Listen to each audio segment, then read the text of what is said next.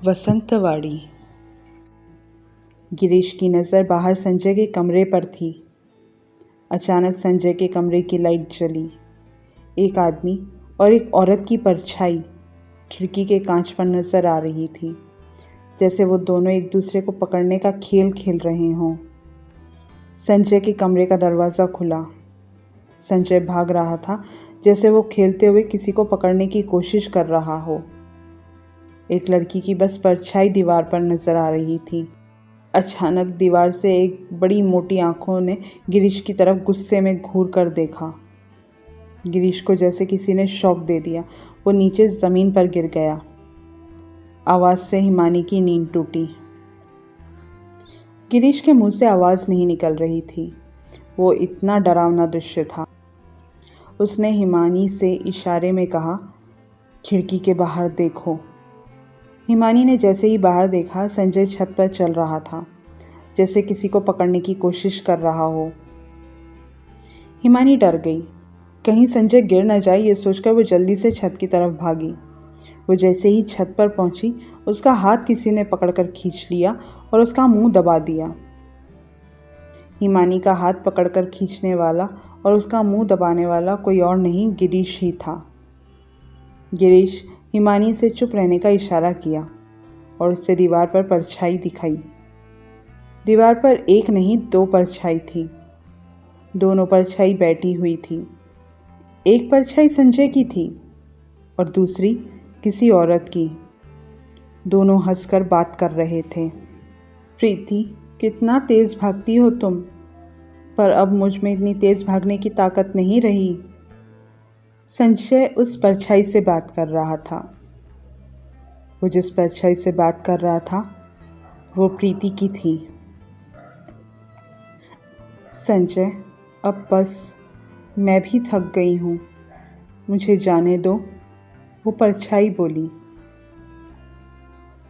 प्रीति, बस और 2 दिन। तुम हर बार 2 दिन कहते हो। 2 दिन कहते कहते कई साल गुजर गए हैं। तुमने अपनी हालत देखी है? परछाई बोली। संजय ने बात टालने की कोशिश करते हुए कहा, अरे मैं बूढ़ा हो गया हूँ ना, इसलिए ऐसा दिख रहा हूँ। मजाक मत करो। कब तक ये पछतावा रखोगे? मैं भी थक गई हूँ, परछाई बोली। क्या मैं तुम्हें इतना परेशान करता हूँ? संजय ने पूछा। बात परेशानी की नहीं है, मुझे भी अब मुक्ति चाहिए। शुरू में अच्छा लगा कि मरने के बाद ही सही तुम्हारे साथ हूँ, पर अब मुझे तकलीफ़ हो रही है। मैंने क्यों तुम्हें कभी नहीं रोका? तुम्हें क्यों तुम्हारी ज़िंदगी बर्बाद करने दी? तुमने मेरी कोई ज़िंदगी बर्बाद नहीं की है। मैं तुम्हें यहाँ ले आया। अगर उस रात वहाँ शमशान घाट पर वो नहीं मिलते तो मैं तुम्हें हमेशा के लिए खो देता। वैसे पता नहीं आज तुम्हें क्या हो गया है, क्यों ऐसी बात कर रही हो? गिरीश और हिमानी छुपकर उनकी बातें सुन रहे थे। उनकी बातें सुन दोनों हैरान थे। गिरीश अपने फ़ोन पर सारी बातें रिकॉर्ड कर रहा था। आज मुझे जानना है, क्या फ़ायदा हुआ मुझे यहाँ लाकर? तुम हर 2 दिन बाद मुझे मुक्ति देने का वादा करते हो और 2 दिन बाद वही वादा दोहराते हो।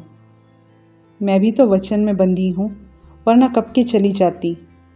इस वाड़े को देखो, क्या हाल हो गया है। जहाँ लोगों से रौनक थी, आज वहाँ मनुष्यत छाई हुई है, परछाई बोली। क्या फ़र्क पड़ता है? फ़र्क पड़ता है। मेरे सबसे अच्छी सहेली तुम्हारी बहन अन्नू से भी तुम्हारा रिश्ता बिगड़ गया। वो मुझे जिम्मेदार समझती है उसके बच्चे की मौत का, भाई के इस हालत का, और मैं उसे बता भी नहीं सकती कि मैंने उसके भाई को नहीं, उसके भाई ने मुझे कैद कर रखा है। संजय चुपचाप सुन रहा था। तुमने तो अनुपमा को वाड़े से निकालने के लिए कितनी तरकीब लगाई, तो क्या करता? वो तुम्हारे और मेरे बीच आ रही थी, मेरा कमरा साफ करने की जिद करती थी, मेरी शादी करवाना चाहती थी, तुम्हें भला बुरा कहती थी? वो बस अपने भाई को ज़िंदगी संवारना चाहती थी। उसे कितनी बार मैंने अकेले में रोते देखा था। मुझे भला बुरा कहने पर खुद अकेले में अपने आप को कोसती थी, माफ़ी मांगती थी। मैंने तड़प देखी थी उसकी आंखों में, पर तुम्हारी आंखों पर तो पागलपन का पर्दा लगा हुआ है। अब छोड़ो पुरानी बातों को, संजय बोला। हमेशा छोड़ देती हूँ, पर आज बोलूँगी और तुम्हें सुनना पड़ेगा, परछाई बोली।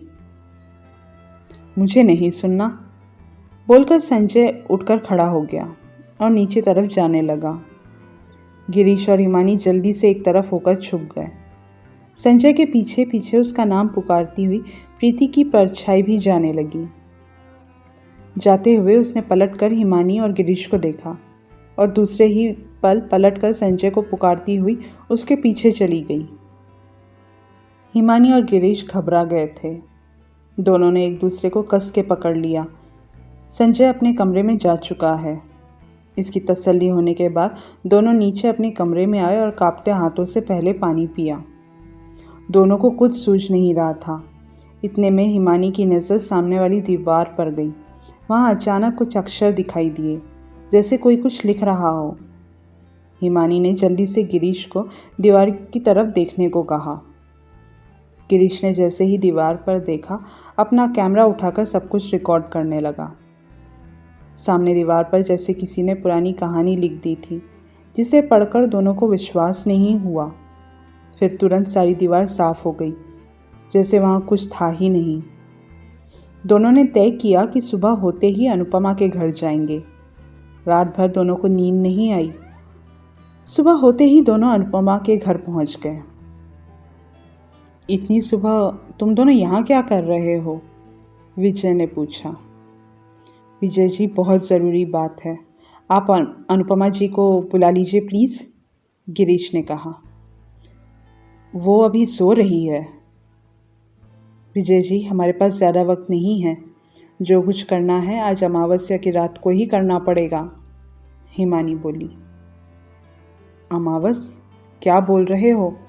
मेरी समझ में कुछ नहीं आ रहा, विजय ने कहा। आप अनुपमा जी को बुला लीजिए, सब बताते हैं, हिमानी बोली। विजय दोनों को बैठने का बोलकर अनुपमा को उठाने चला गया। अनुपमा और विजय दोनों बाहर आए। तुम दोनों इतनी सुबह? सब ठीक है ना वहाँ? संजय ने कुछ कहा क्या? अनुपमा घबराते हुए बोली। नहीं अनुपमा जी, उन्होंने कुछ नहीं कहा, पर आप दोनों को बहुत ज़रूरी बात बतानी है, गिरीश बोला। हाँ बोलो। गिरीश ने पहले उन्हें संजय प्रीति की छत पर हुई बातचीत की रिकॉर्डिंग सुनाई। अनुपमा और विजय को अपने कानों पर विश्वास नहीं हो रहा था। दोनों एक दूसरे को हैरानी से देख रहे थे। अनुपमा गुस्से और अफसोस की वेदना से तड़पती हुई काँप रही थी। फिर हिमानी ने उन्हें कैमरे की रिकॉर्डिंग दिखाई। उसे देखकर तो दोनों की आंखें खुली की खुली रह गई। ये कैसे हो सकता है? और अगर ये सच है तो हमारे पास ज़्यादा वक्त नहीं है। पर यह सब करेगा कौन? अनुपमा बोली। वही जिसने संजय जी को बहकाया ये सब करने के लिए, गिरीश बोला। पर वो मिलेगा कहाँ? वो तो है ही अघोरी, विजय बोले। जी, हमारी रिसर्च के कामों में हम ऐसे लोगों से मिलते रहते हैं। इस अघोरी के बारे में भी उनके अखाड़े के प्रमुख को ज़रूर पता होगा। पर इतने साल बाद वो अघोरी हमें मिलेगा, उसके बारे में तो हम कुछ जानते भी नहीं हैं, विजय ने कहा। कोशिश हमारे हाथ में है। जैसे कि इस दीवार पर लिखा है, आज अमावस को ये कार्य पूरा हो सकता है। अगर वो नहीं भी मिले तो हमें रास्ता तो ज़रूर मिलेगा। मैंने अपनी मरी हुई सहेली के बारे में न जाने क्या क्या सोचा होगा। दादा तो अपने प्रेम में पागल हो गया और उसके पागलपन में उस अघोरी ने उसका साथ दिया। पूरी ज़िंदगी बर्बाद हो गई मेरे भाई की। सोचकर ही चक्कर आ रहे हैं। बोलते हुए अनुपमा रोने लगी। अनु, अभी रोने का समय नहीं है हमारे पास, वक्त बहुत कम है।